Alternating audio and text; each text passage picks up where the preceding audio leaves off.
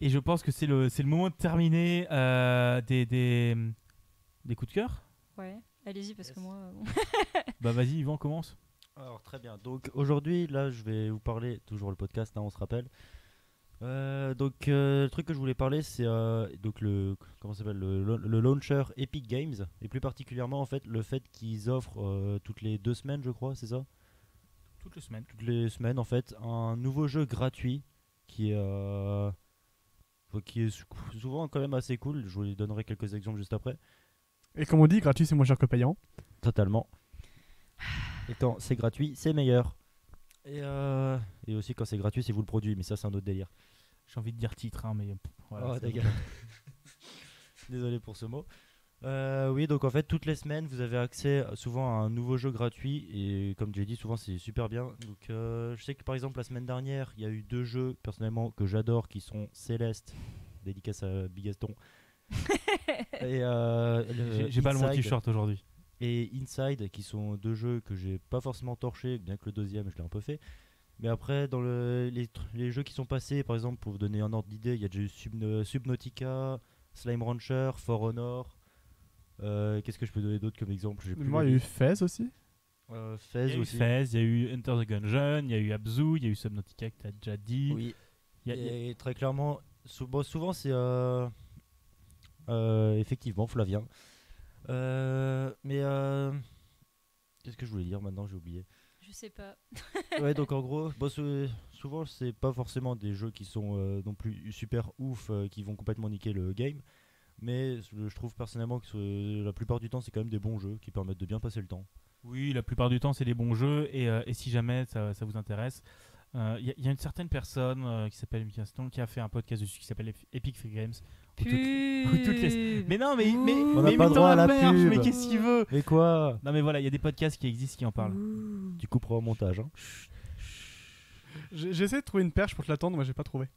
Ah bah Flavien me l'a tendu dans le chat. Bon bah je pense que c'est à toi, Luigi. Ok, donc c'est à moi. Donc je vais vous parler aussi jeux vidéo aujourd'hui. La dernière fois, je vous ai parlé un petit peu de science YouTube. Et aujourd'hui, je vais vous parler d'un petit coup de cœur que j'ai eu grâce à un de mes collègues, justement, guide touristique également, qui est le jeu qui s'appelle Monster Prom. Alors, si vous aimez les dating simulators, ça va être pour vous. Si vous aimez pas, c'est aussi pour vous. Parce que c'est vraiment à la déconnade, il y a de l'humour. Bon, faut comprendre l'anglais, par contre, c'est assez compliqué.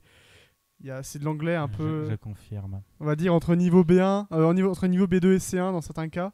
Ah. Et que c'est plutôt de l'anglais de gents. Au sens de, il y a pas mal d'expressions, des raccourcis dans les phrases ou des expressions que vous n'apprendrez jamais en cours. Bon, après, il n'y a pas que les cours dans la vie, hein, Dieu C'est merci. Heureusement, bien sûr. Sinon, je ne serais pas là aujourd'hui. Sinon, je serais très conne. Et du coup, c'est vraiment très sympathique. Il y a des références à pas mal de choses de la pop culture. Les personnages sont tous assez attachants. Et même ceux que je détestais au début, maintenant, j'ai bien envie de m'approcher un petit peu d'eux, de connaître leur histoire et leur background. La communauté de ce jeu est aussi assez sympathique. Ils ont même un Discord dans lequel ils postent pas mal de fanart. Et c'est de l'humour qui est un peu bizarre, mais il est sympathique. Il faut juste réussir à accrocher un petit peu, ce qui n'est pas forcément le cas de tout le monde. Néanmoins, Jules, Bon, qui- néanmoins le désolé. jeu est très Il y a cool Jules et qui a ils fait vont un bientôt petit lancer coucou. le 2 qui sera Monster Camp. Avec mon accent anglais très très Qui fantastique. sera pas du tout le même genre de jeu au final. Hein. Il y aura plusieurs jeux dans le Monster Camp. Je vais résumer. Enfin, ils vont sortir une nouvelle vague de jeux en fait. Il y aura Monster Camp qui est un dating sim, lui également. Enfin, Monster Prom c'est dans un Dating univers, sim. Dating sim. c'est dans un univers un peu universitaire pour le bal de fin d'année. Vous trouvez un monstre à date et c'est vraiment de l'humour absurde. Dans Monster Camp, ce sera pareil, mais dans un camp de vacances et non pas un camp de. Je vais pas faire la blague jusqu'au bout. On a Non. dit qu'on se contrôlait Politiquement sur les- correct, On a hein. dit qu'on Voilà. se contrôlait. Je reste dans le politiquement voilà. correct, je me suis contrôlé à temps. Et il y aura aussi également 3 autres modes de jeu. Un qui sera un road trip entre Polly et Scott, 2 personnages que j'apprécie énormément du jeu. Une qui est une fantôme qui adore faire la fête, on va résumer ça comme ça. Et l'autre un loup-garou un petit peu bête sur les bords, mais qui en fait est un génie incompris. Et du coup ils vont faire un road trip ensemble. Autre jeu qu'il va y avoir, ce sera un voyage au Japon par 2 autres personnages, qui va aussi être assez sympathique. Et un autre mode de jeu sera une sorte de jeu de stratégie en temps réel de boule de neige. Voilà. Où 2 équipes s'affronteront. Eh bien, je pense que c'est à mon tour. Et pour une fois, je vais pas parler de jeux vidéo. Waouh Ouais. Franchement, j'aurais pu. Choqué.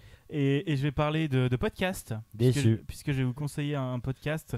C'est un podcast, je sais pas lequel. Allez, alors vous préférez quoi? Un podcast genre série d'enquête ou actualité? Jeux vidéo. Actu. Actu aussi. Allez, Ouais, actu. actu. Alors je vous conseille le podcast Code Source produit par Le Parisien. C'est un podcast. T'en parles tous les jours. J'en ai jamais parlé à l'antenne, mais je vous fais chier tous avec, mais c'est Ouais. très Je n'ai intéressant. pas entendu parler personnellement. Moi non plus. C'est le podcast qui a remplacé dans mon cœur les croissants, feu les croissants. En fait, les croissants, pour ceux qui ne savent pas, c'était une application de matinale radio intelligente et qui me permettait de suivre un petit peu l'actualité. Sauf qu'ils ont fait, Pauvre croissant. ils ont fermé Dévoré. en mai dernier, liquidation judiciaire et tout. Mais vous pouvez encore écouter les personnes puisque les gens qui bossent dessus, c'est signé. Donc Stanislas qui a un peu lancé Synops Live il y a quelques années, voilà, dans le monde du podcast. Ils étaient là avant que je sois né, on va dire. Non, quand même pas, mais voilà. Et du coup, je vous conseille le podcast Code Source qui décrypte pas mal d'actualités. C'est journalier. Vous en avez un tous les jours de la semaine, du lundi au vendredi. Et c'est assez intéressant. Il y a plein de trucs. Ça dure 20 minutes avec des invités et tout ça. C'est très, très sympatoche. Et voilà. Et pendant l'été, ils sont passés à l'hebdomadaire pour parler des bandits français. Voilà. C'était très sympathique.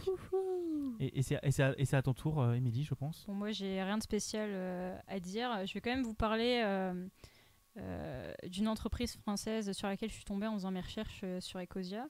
Donc, elle s'appelle Utopie. Et en fait, c'est un site web français qui est consacré à la RSE. Donc, c'est responsabilité sociale des entreprises, il me semble, un truc comme ça. En gros, ils ont créé un baromètre interne pour évaluer chaque année la satisfaction des équipes dans les entreprises sur une cinquantaine de points.